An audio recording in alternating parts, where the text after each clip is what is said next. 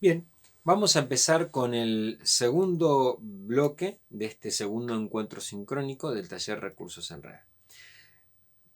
Y en este segundo bloque vamos a hacer algunas caracterizaciones del soporte digital y vamos a dar algunas definiciones que nos van a servir para reconocer y reconocernos dentro de este entorno.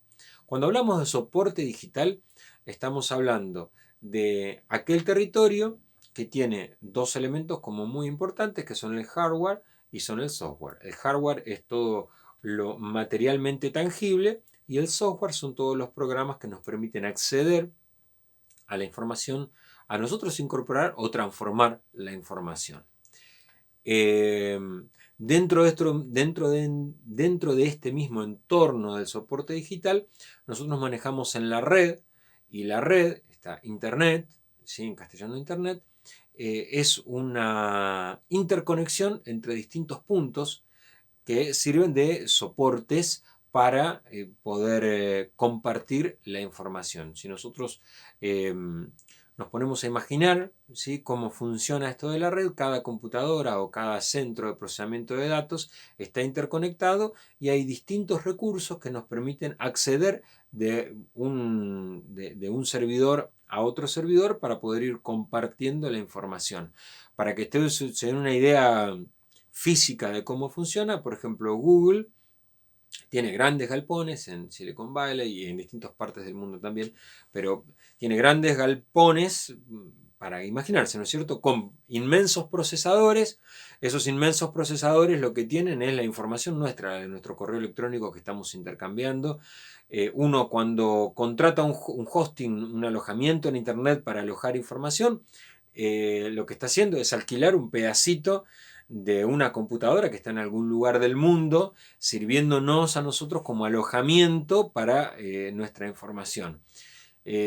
Para dar otro ejemplo, las granjas que generan criptomonedas son también grandes emprendimientos o diversas computadoras que están interconectadas. Son computadoras físicas en algún lugar del territorio, en algún lugar del mundo están esas máquinas físicas que están procesando información y esa información está compartida a través de una interconexión global que es Internet. Por eso cuando se corta la fibra óptica nos quedamos todos sin Internet porque dejamos de tener el acceso, ¿sí?, a esos soportes físicos. Para que nosotros podamos tener el acceso al soporte digital, tenemos que tener un soporte físico que nos permita ese acceso. Cuando se corta la fibra óptica, nos cortan la posibilidad material de acceder a esa interconexión global. Entonces, comprendido qué es esto, en qué entorno nos estamos moviendo con el soporte digital, tenemos que hablar de los lenguajes. Y cuando hablamos de los lenguajes, estamos hablando de dos grandes núcleos del lenguaje dentro del soporte digital. Un lenguaje dentro del soporte digital es el lenguaje de programación. En ese no nos vamos a meter.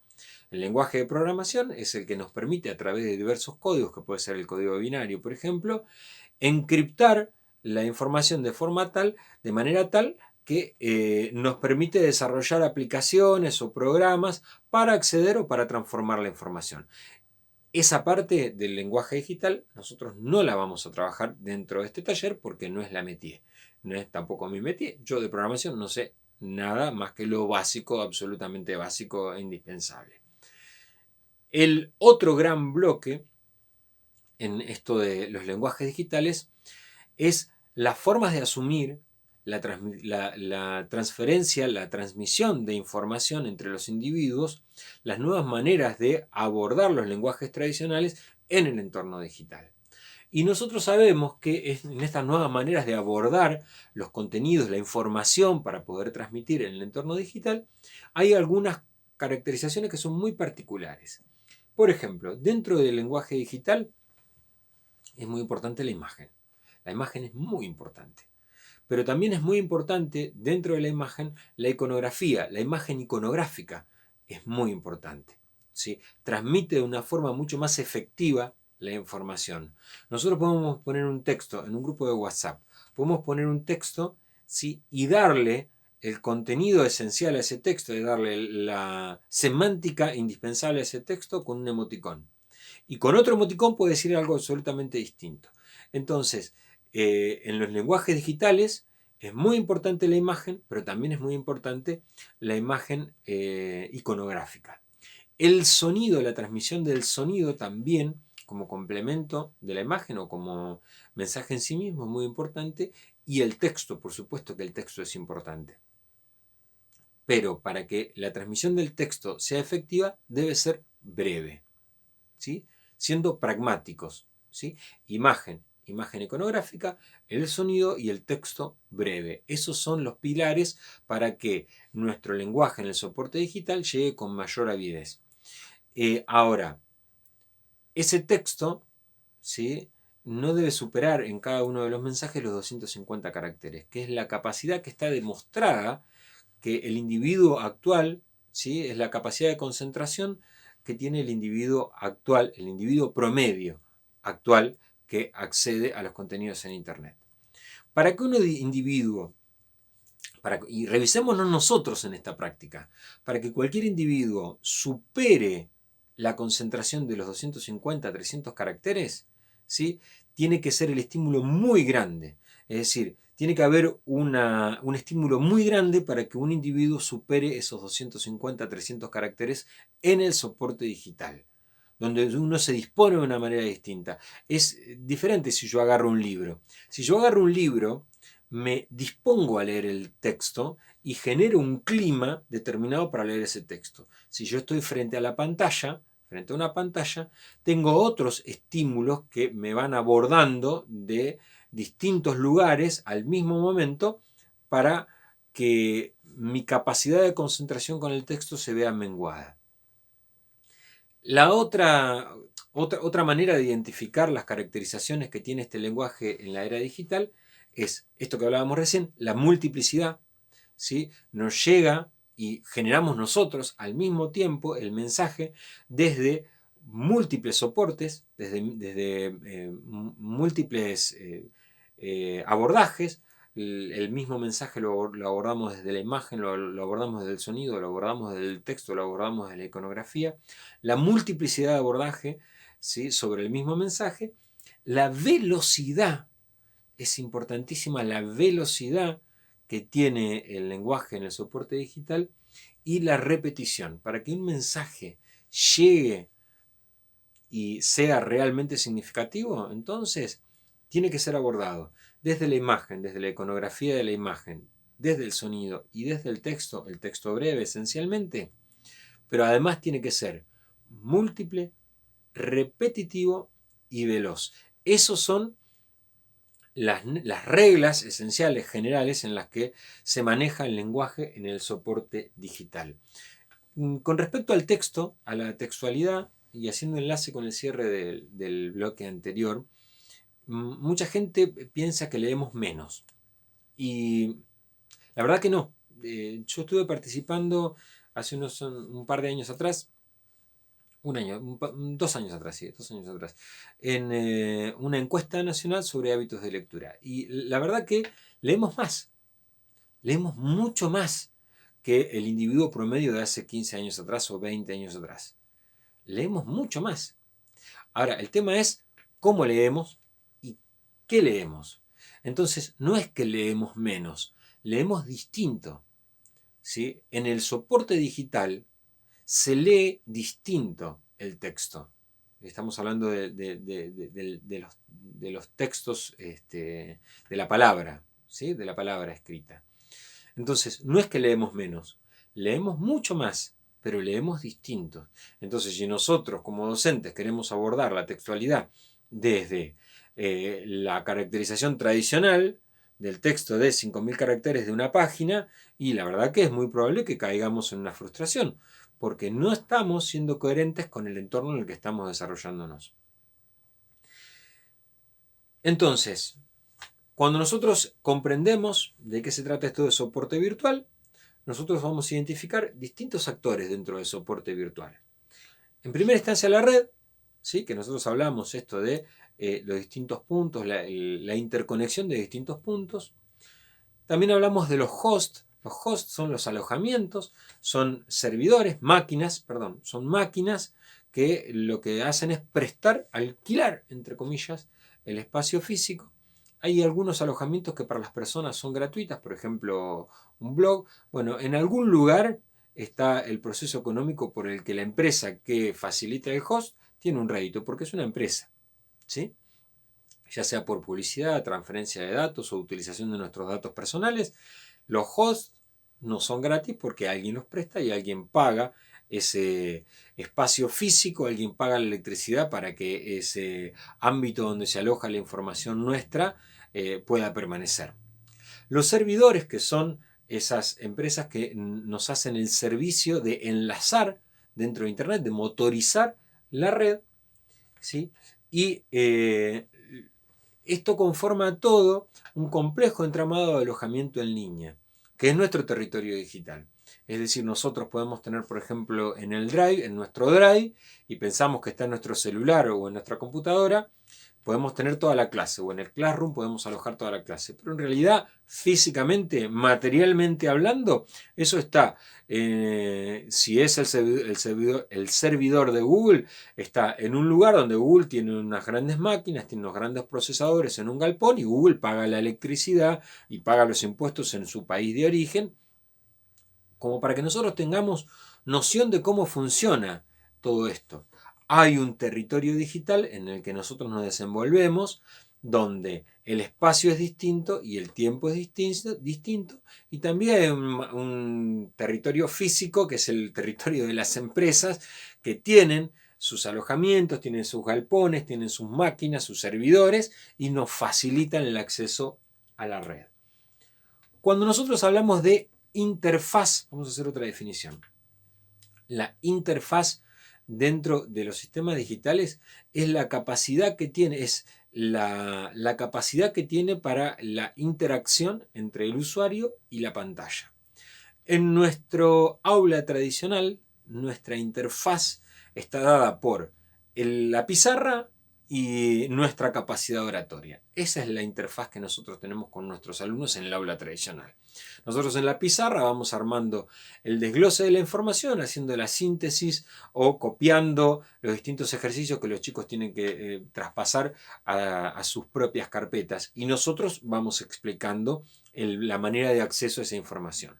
Bueno, básicamente en una página de internet o en un ejercicio que nosotros planteemos, le propongamos a nuestro alumno, la interfaz es eso, es la manera, las herramientas que la pantalla me permiten a mí acceder, interactuar con la información que está suministrándome.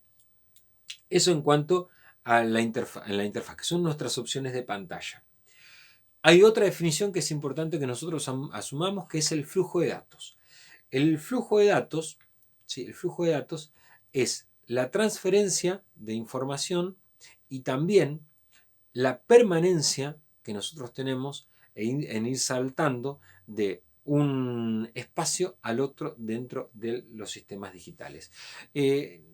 Hay una definición que es muy interesante, que se utiliza cuando se analiza las conductas humanas dentro de Internet, que es esto de percibir el público cautivo.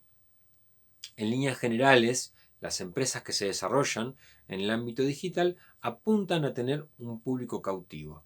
Entonces, en esto de tener un público cautivo, hay estímulos permanentes que son diversos, múltiples, que tienen sonido, tienen imagen, tienen texto breve, todo esto que hablamos antes, que hacen que la persona mantenga su atención permanente en ese espacio. Nosotros lo que podemos hacer para usar esa misma conceptualización es lograr que el alumno esté cautivo de nuestro mensaje, y eso nosotros lo podemos lograr con el ejercicio de los circuitos de la información. Es decir, si nosotros tenemos un texto, pero ese texto está enlazado a un video, y ese video hace referencia al grupo de WhatsApp o tiene el enlace del grupo de WhatsApp, y desde el grupo de WhatsApp nosotros tenemos una ventana al Drive, lo que podemos lograr es que nuestro interlocutor tenga diversos puntos de encuentro y pueda ir siendo dinámico en el consumo, entre comillas, en la interacción con el contenido que le estamos ofreciendo. ¿Sí? nosotros tenemos que comprender, quizás no tenemos que asumirlo y no somos empresas para pensar en nuestro público como público y cautivo de la forma que lo hace una empresa, pero sí nosotros tener la noción de esta necesidad de permanencia de nuestro alumno, porque estamos compitiendo en la misma pantalla, compitiendo entre comillas en la misma pantalla con las empresas que sí quieren ese público cautivo.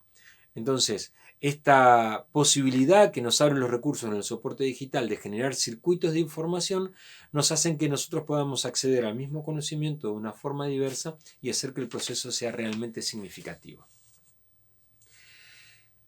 Entonces, cuando nosotros hablamos de recursos, ¿sí?, en el soporte digital, vamos a otra definición. Cuando hablamos de recursos en el soporte digital, estamos hablando de aquellos elementos que puede ser una aplicación, puede ser una red social, puede ser la cantidad de recursos, como de la misma forma que nosotros tenemos en la aula un montón de recursos pedagógicos. Bueno, en el soporte digital hay un montón de recursos que a nosotros nos permiten, ¿sí?, que nosotros nos permiten acceder de la forma más apropiada para la transmisión de textos, de la forma más apropiada para la transmisión desde la iconografía, de la forma más apropiada para la transmisión desde los productos audiovisuales, o de la forma más apropiada para los productos de conformación binaria o programación. Entonces, esos recursos en el soporte digital son simplemente herramientas que nosotros tenemos para facilitar la interacción y la transmisión de los mensajes. Cuando hablamos de textos en el soporte, dentro del soporte digital, nosotros tenemos que repensar nuestro poder de síntesis para poder para lograr este ejercicio de poder transmitir una idea en no más de 250 caracteres. La actividad número 3 tenía este desafío de poder sintetizar cada una de las respuestas en 250 caracteres. Y esencialmente eso estaba dado con la misión, con el objetivo de plantearnos este lugar incómodo de la transferencia de la información. Esto habla simplemente de la capacidad de concentración en el entorno digital, ¿sí? Y hay que ser pragmáticos en esto, ¿sí? La capacidad del individuo promedio en el entorno digital, la capacidad de concentración con un texto no supera los 300 caracteres. Entonces, nosotros tenemos que asumir este poder de síntesis en primera instancia. Después, también tenemos que asumir esta capacidad que nos da el soporte digital de la fragmentación de los contenidos, ¿sí? Esta capacidad de fragmentación en los contenidos, ¿por qué? Porque como estamos hablando de contenidos múltiples que llegan todo el tiempo, bueno, cada contenido deberá ir en distintos soportes y secuenciado, fragmentado, para que el flujo de información sea permanente, para que podamos generar nosotros nuestros propios circuitos de información. En esto, nosotros, el entorno digital nos da la posibilidad de generar esquemas, de jugar con estas ideas, con las ideas fuerza. Las imágenes nos dan esa potestad, esa posibilidad, esa apertura a poder armar la interacción entre imagen y palabra. El entorno es muy apropiado y además es mucho más apetecible que nuestra capacidad en la pizarra de poder hacer un esquema. Podemos jugar con colores, con imágenes, con sonidos. Los recursos son múltiples, ¿sí?, que tenemos en la pantalla.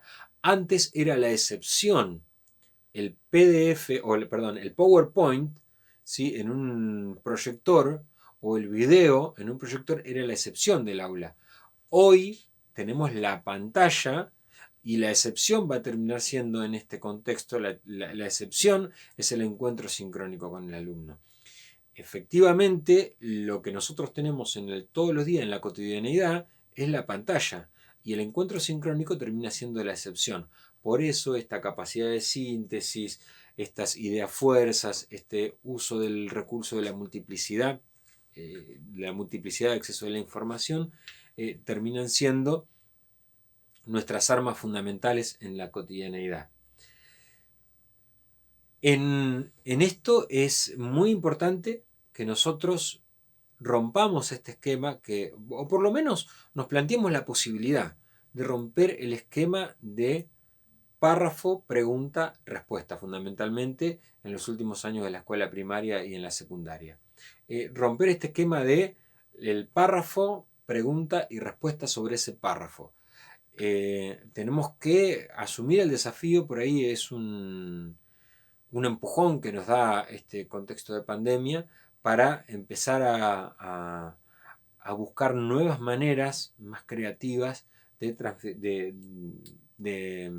transferencia de la información. Nosotros hablamos hoy de la iconografía y por ahí, como para poder profundizar un poco sobre el concepto de iconografía, nosotros podemos identificar que, por ejemplo, es muy sencillo desarrollar un GIF, desarrollar un emoji y combinarlos, esos GIF y los emoji, en presentaciones. En la semana pasada pasamos como uno de los bonus tracks de la capacitación la posibilidad de hacer un GIF. Y yo pasé dos ejercicios muy sencillos para hacer con el GIF, con la aplicación que pasamos el tutorial. Uno era la germinación de una semilla y las distintas etapas de la germinación de una semilla, y el otro era una pequeña aplicación más similar a Top Motion hecha en un GIF. Pero ¿qué pasa si en vez de hacer una secuencia de fotos de la germinación, nosotros podemos hacer en ese GIF la evolución de un modelo? Por ejemplo, el modelo de la comunicación, y en la primera imagen que tiene el GIF poner el emisor y la caracterización del emisor. En la segunda imagen, el segundo fotograma del GIF, poner el emisor y una flecha hacia el mensaje. En el tercero, una caracterización de la imagen, y así nosotros vamos avanzando en el mismo GIF, ¿sí? Que puede tener hasta 20 fotogramas. En ese mismo GIF podemos ir avanzando sobre el modelo de la comunicación.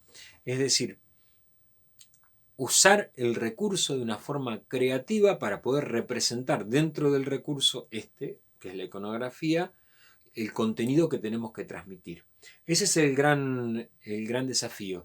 Y en la medida en que nosotros podamos reconceptualizar la manera de encriptar la información de los contenidos que nos marca la currícula para poder transmitir, nos va a ser mucho más sencillo abordar el lenguaje digital desde la repetición, desde esta transferencia, identificando los nuevos convenios, los nuevos acuerdos que hay entre el alumno y el docente en el entorno digital. Cuando nosotros abordamos el lenguaje audiovisual dentro de los soportes digitales, nosotros tenemos que identificar, es muy importante que nosotros podamos identificar, visualizar, reconocer, ¿sí? Conceptos muy básicos, como por ejemplo calidad, las distintas plataformas, ¿sí? Los derechos, cómo se manejan los soportes audiovisuales dentro del sistema de Internet.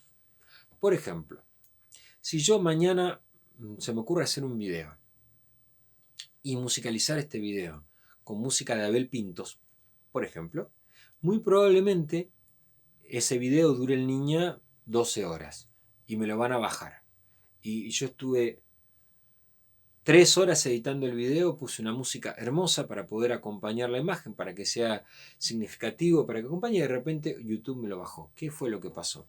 Y lo que pasa es que no consideré en el momento de armar el video que hay algunas cosas que nosotros podemos hacer en el aula, pero que están vedadas legalmente dentro del sistema de Internet por derechos de autor. Nosotros no podemos poner en un video de YouTube una canción que esté registrada, porque va a aparecernos automáticamente una reclamación solicitando los derechos de uso de esa canción. Es importante que nosotros dimensionemos esto en primera instancia, ¿sí? Que el acceso dentro de la web está condicionado por algunas cuestiones legales. Otra cosa que tenemos que ver es el tema de la calidad y el peso.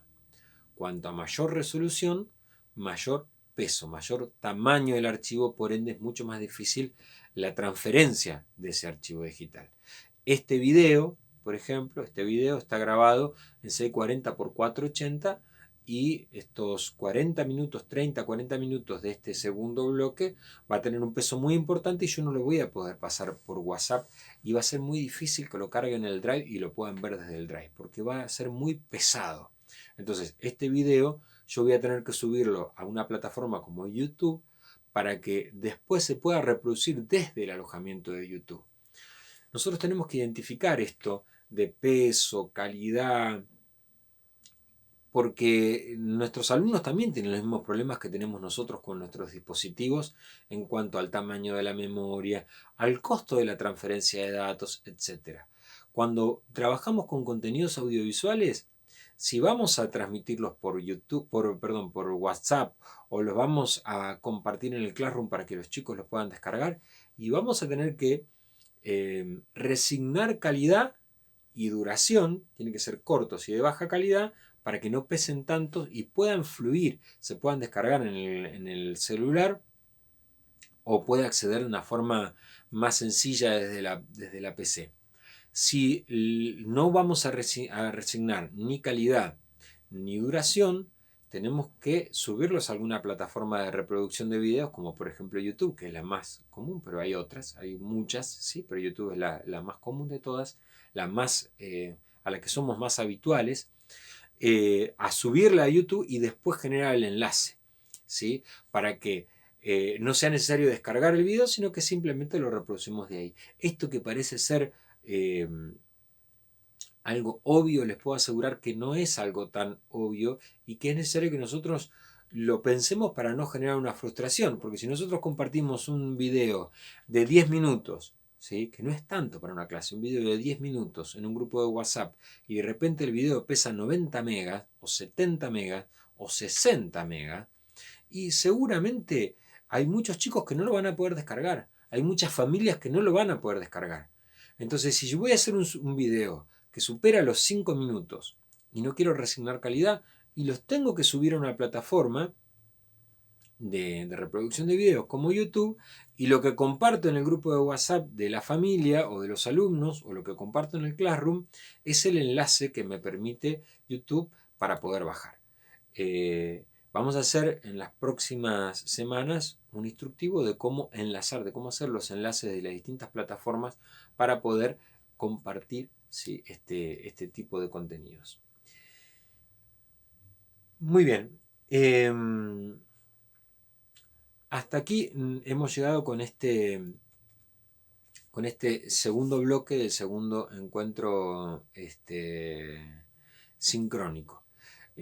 Demoramos en subirlo porque, bueno, como les comenté cuando empezó el primer encuentro que fue sincrónico esencial, el sincrónico verdadero, sí, porque este está grabado, tuve una serie de inconvenientes personales, tuve que viajar, entonces la hice desde un bar, tuve problemas con la plataforma Zoom, así que quedó grabado de esta manera. Espero que les sirva, ¿sí? Y por supuesto quedamos en contacto para cualquier impresión. Tienen mi correo electrónico, nos encontramos en el Classroom y en el grupo de WhatsApp cuando alternativamente lo vamos abriendo. Pero quedo a disposición para cualquiera de sus inquietudes. Gracias, chao, hasta luego.